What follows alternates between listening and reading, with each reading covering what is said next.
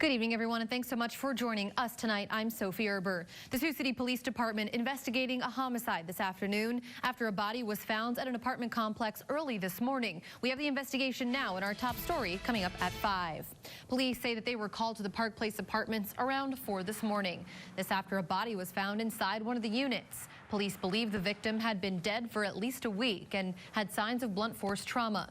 The investigators are currently waiting for the medical examiner. This to determine the cause of death, and the victim's name has not yet been released. Police say the apartment where the victim was found was used as, quote, a flop house for the homeless. The apartment complex was the scene of another murder that was last month, but police don't believe the two cases are connected. This is the 4th homicide in Sioux City so far this year. And Sioux City police also had their hands full this morning after being shot at by arrows, responding to a disturbance call. Police arrived at the 1800 block of Ruston Street. This was after 8 this morning, and they were met by a man armed with a compound bow. The man barricaded himself in the garage after firing the bow at police. A SWAT team and negotiator were called in. The man was eventually subdued after police fired gas canisters into the garage. Police say the man might have been suffering from mental health issues. Is trained in working with individuals who are experiencing crises, whether those be mental health related, substance abuse related, anything like that. And so the things that we saw today were in fact things that we do train for on a regular basis. A man was taken in for treatment. No charges have been filed at this time. Time now to turn our attention to the weather. Meteorologist Marcus Beasley standing by once again. Marcus, you mentioned the temperatures were able to warm in some places into the 40s today, but already falling off tonight. That's right, Sophie. Temperatures, they'll cool off pretty quickly, but today, very, very warm for this time of year. It's December 1st, and we're seeing temperatures, or at least we had temperatures today in the mid to upper 40s. Highs today, 47 recorded here in Sioux City, 44 in Wayne and Yankton for your highs, 46 in Lamar's and Cherokee, and 43 in Storm Lake. So everywhere throughout SIOUXLAND reaching up into the 40s, even Estherville reaching up to 40 degrees. Normally, it's a good bit cooler there. Overnight tonight, we will see temperatures once again drop down into the upper teens and lower 20s, so a cold night ahead of us. We will have clouds moving in tonight, so that will help at least keep it maybe a few degrees warmer than what it could be. It does look like tomorrow's going to be a little bit cooler, but things warm back up by the weekend. Details on that in the 9 on 9 forecast. Sophie? All right, thanks, Marcus. While negotiations between leadership remain stalled on another COVID-19 relief package, some lawmakers tonight are taking matters into their own hands. Morgan Wright reports Democrats and Republicans from both the House and the Senate now pushing forward their own emergency relief packages. As the end of the year approaches, so does the end of the economic relief small businesses, students, and families are currently receiving. Our job here in this great capital and in the Dome is to listen to the American people. And the American people are suffering. Unemployment insurance, student loan forbearance, and more are set to run out at the end of the month. New York Congressman Tom Reed joined House and Senate lawmakers from both parties to urge action on a $908 billion COVID-19 emergency relief compromise. I can't think of a better time than the Christmas holiday to honor the call of the American people. This 4-month COVID-19 emergency relief package will help get us through the hardest months of winter and into a new administration.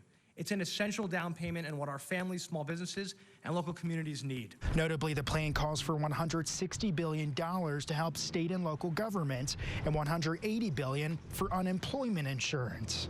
West Virginia Senator Joe Manchin says the lawmakers are determined not to go home until they pass something. Our action to provide emergency relief is needed now more than ever before. The people need to know that we are not going to leave until we get something accomplished. But there are obstacles ahead as the lawmakers don't have assurance on the bill receiving a vote from leadership in both the House and Senate. Reporting in Washington, I'm Morgan Wright. Meanwhile, during a press conference today outlining the state of Iowa's current COVID-19 measures, Governor Kim Reynolds highlighting the struggles that Iowa businesses are facing and now called on Congress to pass more relief measures. It's time for Congress to come together and get a relief package passed and get some relief to our small businesses and Iowa families who are suffering. And over in the Rushmore state, 2 South Dakota lawmakers have now sent a letter calling on Governor Kristi Noem to implement a mask mandate. Representatives Perry Purrier and Senator Red Dawn Foster say the effects of the pandemic could be mitigated if all South Dakotans work together. Both lawmakers represent counties on the Pine Ridge Reservation where deaths have doubled since November 1st. Purrier says that the mask mandate should not be considered a political issue. But we also know that sacrifice for the greater good is number one. The health and welfare of our people is the most important of it all. The Pine Ridge Reservation does not currently have a mask mandate in place. These lawmakers say they have not yet heard back from the governor's office. Let's take a look now at the latest COVID-19 numbers here in SIOUXLAND. Woodbury County health officials recording 49 new cases in the past 24 hours. 81 patients currently in hospital with COVID-19. In Nebraska, Dakota County has 20 new positive tests today, along with 1 additional death reported. The county has recorded 273 cases of COVID-19 over the past 2 weeks. And in South Dakota, Clay County reports 228 active cases today. Union County reporting 230 active cases. Contact tracing has been an effective tool in fighting many diseases, but now that cases have become as widespread with most of Iowa's 99 counties foregoing contact tracing at the county level, which begs the question, is contact tracing still a useful tool in the fight against COVID-19? KCAU 9 News spoke with Tyler Brock of Siouxland District Health about just that.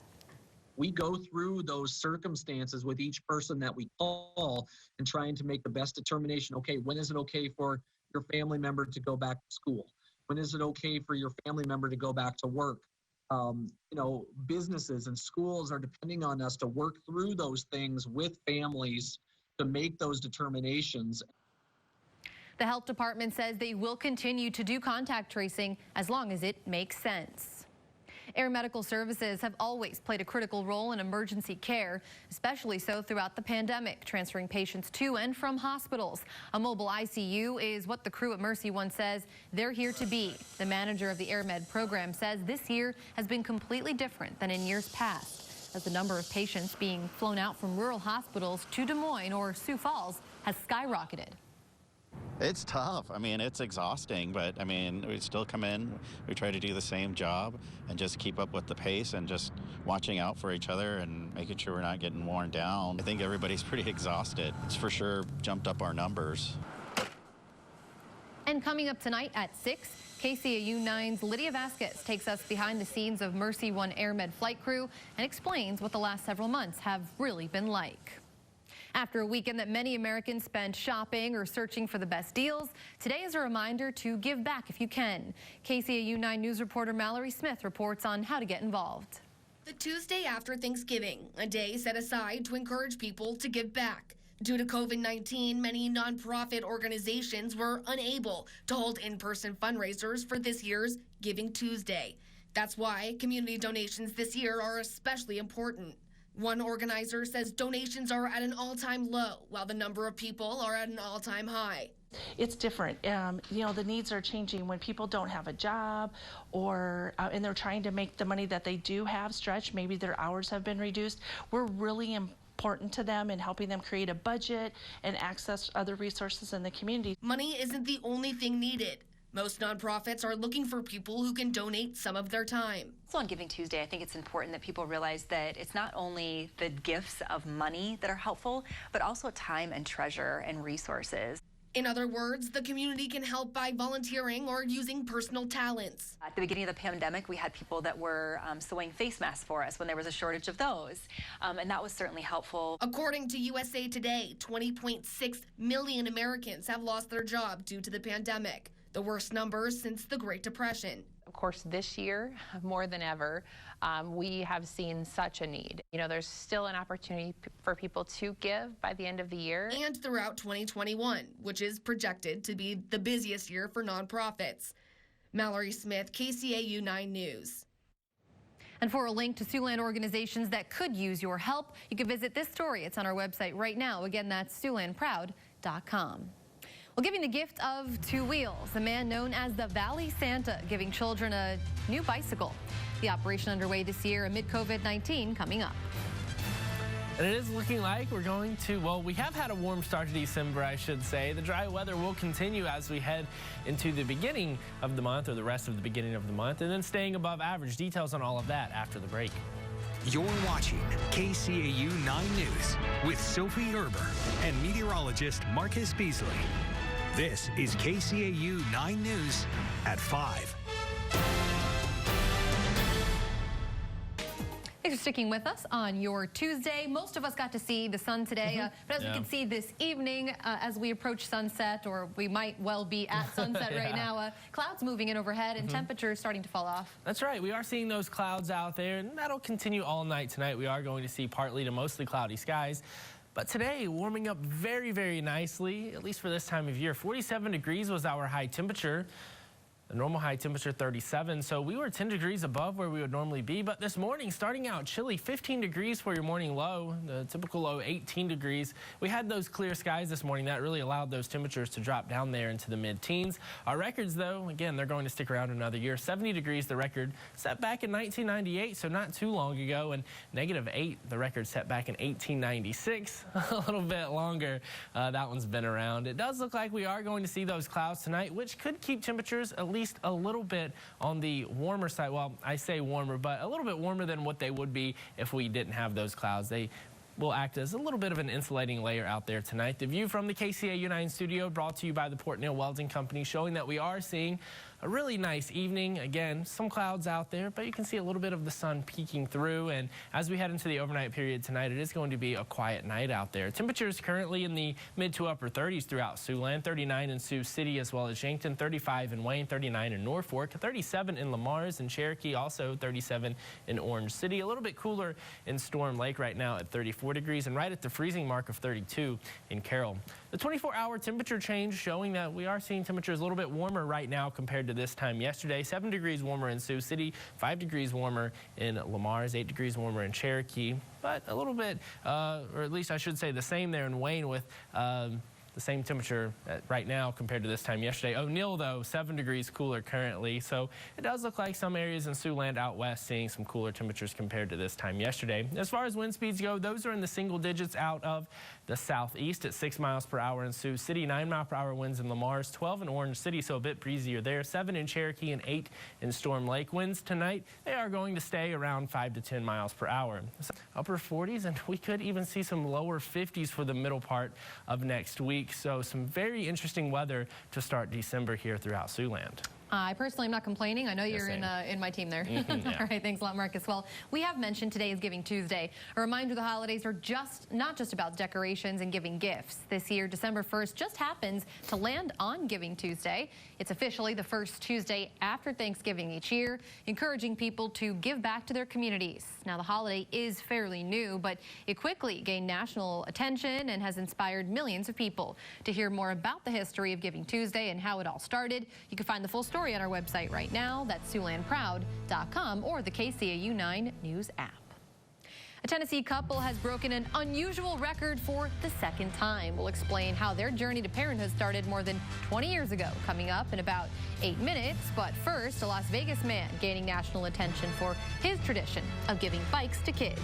We'll bring you his story coming up after the break. He's known as the Valley Santa, but he prefers to be called Santa's helper. Every year, Bob Crane gives away bikes to kids in need. As Sally Jaramillo reports, this is the 7th year he's spreading some holiday cheer, and this year's especially important. I know it's a year everybody wants to forget about, but I don't. I've been very fortunate this year, very fortunate, and so many kids. Been very fortunate I was able to help them. You want to go with that one? Yeah. Robert Crane is the creator of Bob's Bike for needy kids. This year, he's seen so much good and positivity come out of the pandemic. I've gotten gifts from people for bikes. I got donations to buy parts. I got, you know, it's hard to explain, but it's been every week something going on. Crane looks forward to seeing kids smile every Christmas, and this year won't be any different. When COVID hit, I shut down, just like everybody else did when they shut everything down. And then the demand kept coming more and more. Especially since it was hard for people to find bikes. I changed my system around a lot. I've done everything by appointment only, where I wouldn't have crowds of kids, and I did everything safely as I could. Even sanitizing the bikes. In March, April, and May, Crane gave away 300 bikes. This Christmas, 100. It just so happened the COVID hit this year, and it was much of a better reason to get the kids out and in the fresh air. His biggest reward? They don't care if it's a new-looking bike, an old-looking bike, or it's a bike. It's something they don't have. And the smile just goes like that. And that's why I feel good in here. Merry Christmas. Same to you. Everybody says thank you to me for what I do for the community, but it's what the community does for me that keeps us going. Well, a Tennessee couple has welcomed their new daughter into the world. And after her embryo was frozen for 27 years. We'll have their interesting story coming up in just a few minutes. One Tennessee family has broken an unusual record, and for the second time. Both their daughters conceived using frozen embryos decades old. Austin Martin has the story. Hi. Emma Gibson is your typical toddler, sweet, smiling, and full of life. Her sister Molly, a sleepy newborn. Sometimes. And we always make the joke that they've been frozen for so long. Of course they don't sleep now, but... Nearly 3 decades. They are biological sisters and were frozen on October 14th, 1992. More than 2 decades later, Tina and Benjamin Gibson adopted the embryos and started their family. When I achieved pregnancy, honestly, I just never really thought any more about it. I was just so excited to be having a baby, and so the fact of how long that she had been frozen really didn't matter to me, you know. Dr. John Gordon, who specializes in IVF, says technology is what makes it all work. But the ability to freeze these extra embryos in liquid nitrogen at minus 170 odd degrees will keep them in a state of suspended animation. What does that mean? It may not be what you would imagine. When you think about embryos being frozen, we're not talking about freezing fetuses, right? It's not like a little baby here, okay? They are they are basically these groups of cells that have the potential to go on to become a fetus. Some call it science, but this family calls it a miracle. I'm so glad to have these sweet little blessings. I wanted it for so long, and it was worth the wait. And that's what makes their family anything but typical. Taking a live look outside right now, Marcus returns with one more check on our forecast after the break, so stay with us.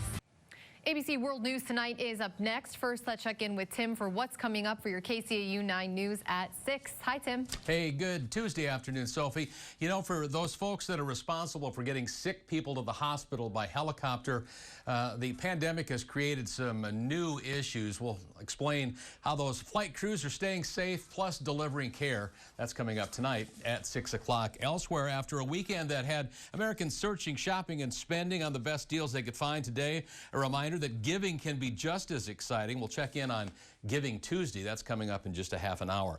And also at 6 o'clock, the story of a remarkable turnaround for one man, once living on the streets, but now finding a way to give back to those that helped him. We'll tell you more about that and remind you that there's still plenty of good happening out there in our community, that's for sure. All right, thanks so much, Tim. We'll see you for all of that and more at 6. And a quick check on our weather overnight. We're being treated to on average or above average temperatures this week. Yeah, it's looking like tonight things will dip down once again into the lower 20s. We will have those cloudy skies out there for the most part. Winds will be light at around 5 to 10 miles per hour. Tomorrow, another slightly above average day. Temperatures in the upper 30s, maybe a few lower 40s. It looks like we'll have some clouds tomorrow, but things continue to warm up throughout the rest of the week and into the weekend. Thanks so much, Marcus. And we'll see you back here at 6. Until then, good night.